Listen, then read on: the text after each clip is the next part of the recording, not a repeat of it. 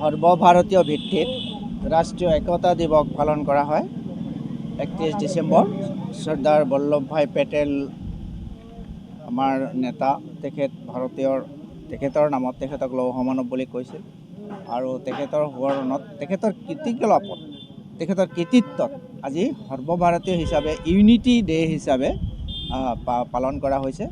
আৰু এই ইউনিটি ডেৰ আমাৰ তাৰাবাৰী থানাতো গোটেই সৰ্বভাৰতীয় ভিত্তিত আমাৰ তাৰাবাৰী থানাতো এইটো পতা হৈছে। এই ইউনিটি ৰান আমাৰ স্কুলীয়া ল'ৰা ছোৱালীক আমাৰ তাৰাবাৰী থানাৰ পৰা তেওঁলোকক ইনভাইট কৰা হৈছে। তেওঁলোকে আহি এই ইউনিটি ডেত পাৰ্টিচিপেট কৰিছে আৰু আমাৰ DSP চাও আহিছিলে বৰপেটাৰ পৰা,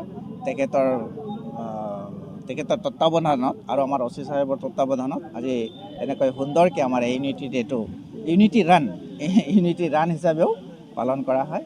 আৰু সকলোৱে আহিছে, আমাৰ ল'ৰা ছোৱালীবিলাক আহিছে তাৰাবাৰী থানাত, তেওঁলোকে দৌৰিছে, আমাৰ এটা ভাল পৰিৱেশৰ সৃষ্টি হৈছে। আৰু নেক্সট জেনেৰেশ্যনক আমি এই মেছেজটো আমি দি যাব লাগিব। অহা দিনতো এনেকৈ এই মেছেজটো পাই যাব ধৰি ৰাখিব লাগিব। আমাৰ নৱপ্ৰজন্মৰ মাজতো আমি এই ইউনিটি ডেটো যিটো নেকি আমি ভাতৃত্ববোধ গোটেই ভাৰতবৰ্ষ ভিত্তিত এই ভাতৃত্ববোধ এই ভাল ৰিলেশ্যনটো আমি গঢ়ি তুলিব লাগিব, এইটো ভালকৈ জীয়াই ৰাখিব লাগিব। এই ভিত্তিতে আজি এনেকুৱাকৈ আমাৰ তাৰাবাৰী থানাৰ অধীনত এইটো আমাৰ পতা হৈছে। আজি 31 অক্টোবৰ ৰাষ্ট্ৰীয় একতা দিৱস। আজিৰ এই দিনটোতে স্বাধীন ভাৰতৰ প্ৰথমগৰাকী উপ প্ৰধানমন্ত্ৰী তথা গৃহমন্ত্ৰী লৌহ মানৱ চৰ্দাৰ বল্লভভাই পেটেলৰ জন্ম হৈছিল। তেখেতে 1875 চনৰ 31 অক্টোবৰৰ এই তাৰিখটোত গুজৰাটৰ জন্ম গ্ৰহণ কৰিছিল।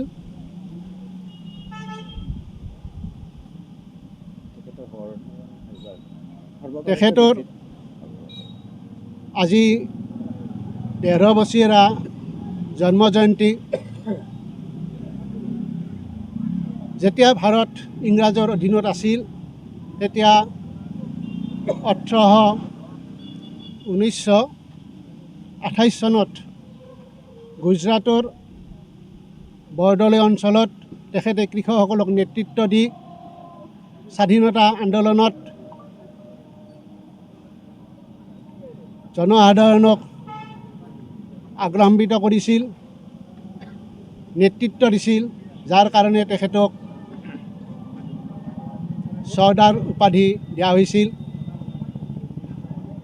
ভাৰত স্বাধীন হোৱাৰ পিছত 1947 চনৰ 15 আগষ্টত স্বাধীন হোৱাৰ পিছত ভাৰতত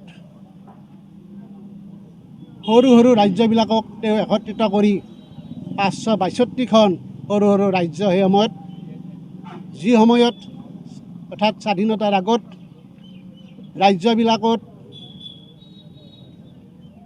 স্বাধীন আছিল সৰু সৰু ৰাজ্য, য'ত ৰজাৰ শাসন চলিছিল বা নবাবৰ শাসন চলিছিল।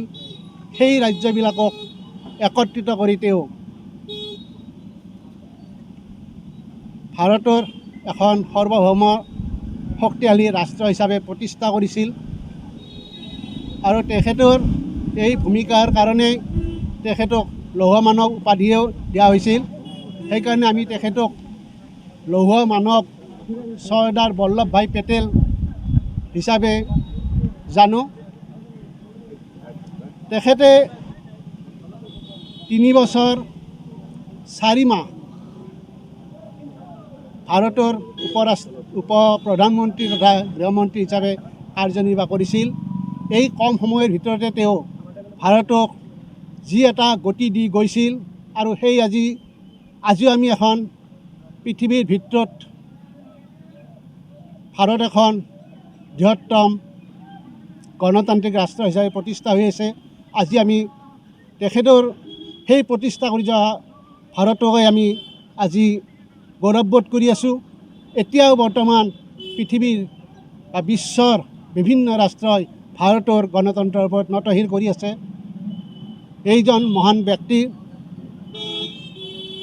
1950 চনৰ 15 ডিচেম্বৰ তাৰিখে মুম্বাইৰ মৃত্যুবৰণ কৰে, অৰ্থাৎ তেখেতৰ মৃত্যু হয়। তেখেতৰ নিচিনা এজন ব্যক্তিক, যিজন ব্যক্তিয়ে খুব কম সময়তে ভাৰতখনক এখন সাৰ্বভৌম ৰাষ্ট্ৰ হিচাপে প্ৰতিষ্ঠা কৰি গ'ল। আমি বহু শাসক দেখিছোঁ যে একেলগে 50 বছৰ শাসন কৰিলেও কিন্তু তেখেতে যি কম সময়তে যি গতি দি গ'ল ৰাষ্ট্ৰখনক, সেই গতি দিব নোৱাৰে। তেখেতক আজি মই স্মৰণ কৰিছোঁ, বা ভাৰতৰ বিভিন্ন অঞ্চলত তেখেতক স্মৰণ কৰিছে আজিৰ এই জন্মদিনটোত, বা 150 বছৰীয়া জন্মজয়ন্তী পালন কৰিছে। আমি আমি তাৰাবাৰী থানা নাগৰিক কমিটি, তাৰাবাৰী থানা VDB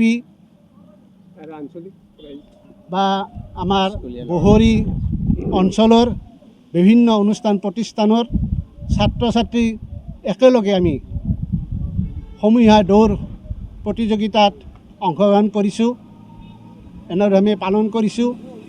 সেইজন মহান ব্যক্তিক মৃত্যুৰ পিছত বিশ্বৰ ভিতৰতে আটাইতকৈ ওখ প্ৰতিমূৰ্তি স্থাপন কৰা হৈছিল, আৰু যিটোক আজি ষ্টেচু অফ ইউনিটি হিচাপে আমি ব্যৱহাৰ কৰি আছোঁ বা জানি আছোঁ।